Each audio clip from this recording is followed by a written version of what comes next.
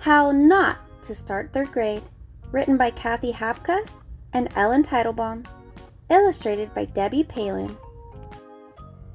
First Day Jitters. Hi, my name is Will. Today is my first day of third grade. I can't wait to see my friends and talk about soccer camp. There's just one problem. Today is my little brother Steve's first day of school too. He's starting kindergarten. If you have a little brother and he's anything like Steve, you know exactly why I'm worried. Mom handed us our lunches. Mine was in a brown bag. Steve's was in a superhero lunchbox. Steve looked at my lunch, then at his. "I want a brown bag like Will," he cried. As usual, Steve got what he wanted. "Time for school, Buster," Steve sang out. "Let's go." But Mom put a stop to that idea. She said dogs in school don't mix. Buster could ride to school with us, but he couldn't go inside. She called it a compromise. I wasn't sure what that meant. I guess it's another word for Steve gets his own way. In the car, I set my lunch bag on my left knee. Steve set his lunch bag on his left knee. Mom was going on and on about what a big deal Steve's first day of kindergarten was, but I was more concerned about my first day. I whispered to Steve, "If you see me in the hall, just walk on by like you don't know me." Steve giggled. "Who are you? I don't know you," he said. "Hey Mom, who's that sitting next to Buster?" Mom didn't look amused. That's when I learned back to school lesson number 1. Your mom will never see your little brother for the monster he is. Off to a bad start.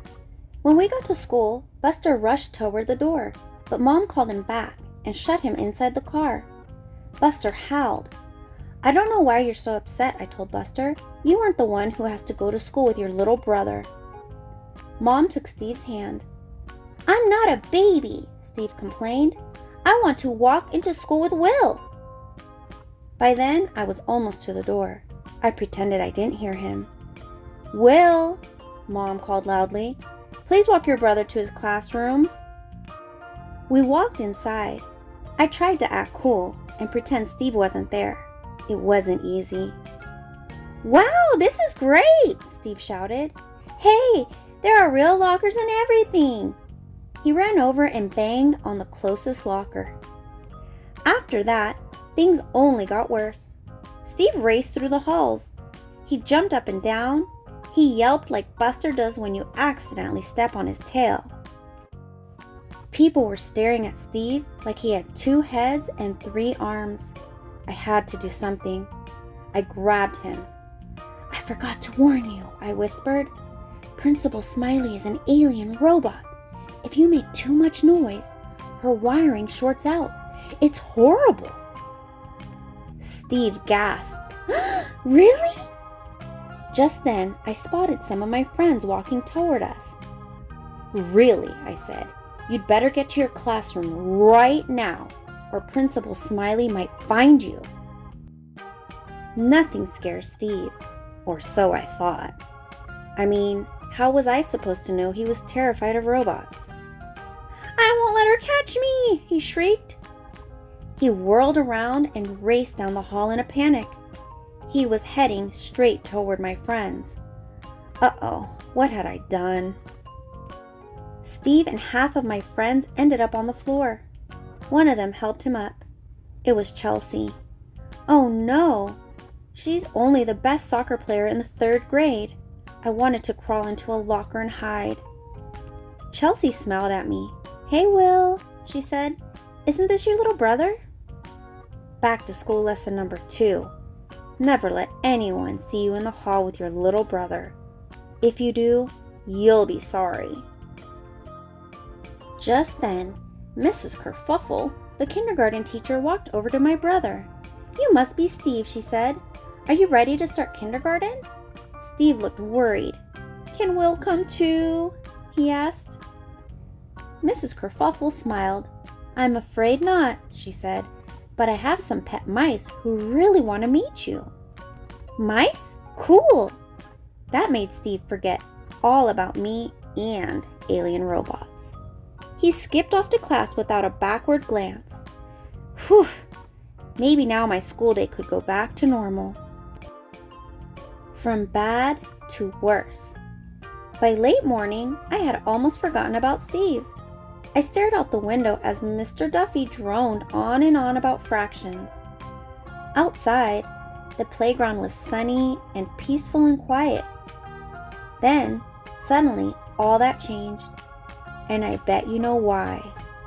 Yep, it was Steve. I watched in horror as Steve charged through the flower beds. He was shouting and grinning from ear to ear. And he wasn't alone. All the kindergartners were following him. They were picking flowers, jumping up and down on the swings, running around in circles, and dancing on the picnic tables. They were acting like Buster does after Steve lets him share his Mega Sugar Spot cereal. I slid down in my chair. It was a good thing Principal Smiley wasn't really an alien robot, or we'd all be in trouble. Thwop! Startled, I looked up. Steve was pressing his face and greasy hands against the window. Chunks of half-chewed graham crackers sprayed out of his mouth as he laughed. Will! Hey, Will! He yelled. More graham cracker gunk flew everywhere. Chelsea was sitting in front of me. She looked at Steve, then turned around. Hey, Will, she said. Isn't that your little brother? Will! Steve howled. Come outside! This nature walk is so much fun! The other kindergartners came running over. They all started laughing and pounding on the window and shouting my name. By then, my whole class was looking out the window. I was the only one who wasn't laughing. Well, except for Mr. Duffy. Back to school lesson number 3. When starting school with your little brother, don't sit near the window. Will! Will! Will! Will! Will! From worse to horrible. And then the goalie tripped and I kicked the ball over her head, I said. I was telling everyone at my lunch table about the big final game at soccer camp. Cool. Chelsea opened her lunch bag. So did you win the game? Yeah, I said proudly, by 2 goals. I dumped my lunch onto the table. My friend Jack looked at it and laughed. Yo, Will, Jack said, what's with your lunch? Lying on the table in front of me were a sticky, sippy cup and a peanut butter and sardine sandwich, Steve's favorite. Back to school lesson number 4. Always make sure you pick up your own lunch. My face turned bright red. I quickly shoved Steve's lunch back into the bag. Suddenly, Chelsea looked under the table. Something just ran over my foot, she said. Out of the corner of my eye, I saw something white and furry flash by. Nearby, I heard someone scream. Uh-oh. Mice! A girl shrieked. Steve ran into the cafeteria with the other kindergartners right behind him. I should have known. Have you seen our mice? Steve cried. That was a dumb question. The mice were everywhere. They rushed down the aisles and around the tables and chairs. They leaped into lunch bags and onto kids' laps. Mr. Duffy was standing on his chair. Got one! Chelsea cried, holding up her lunch bag. Something was wriggling inside. Food fight.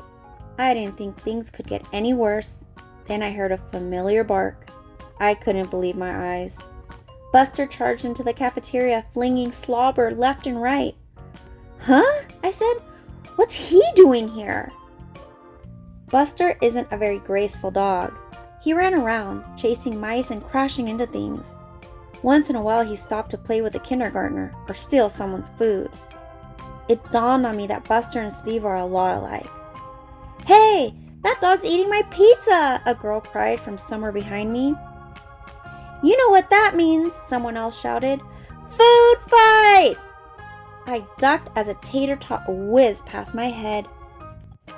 Within seconds, food was flying everywhere. A blob of gooey cheese hit me on the shoulder. Suddenly, I heard an extra loud scream. Buster was standing with both front paws on Principal Smiley's dress. He barked and wagged his tail. Then he gave her a big, wet doggy kiss. Principal Smiley pushed Buster away. She had 2 big pizza-stained paw prints on her dress. "Hey, Will," Chelsea said, "isn't that your dog?" Back to school lesson number 5.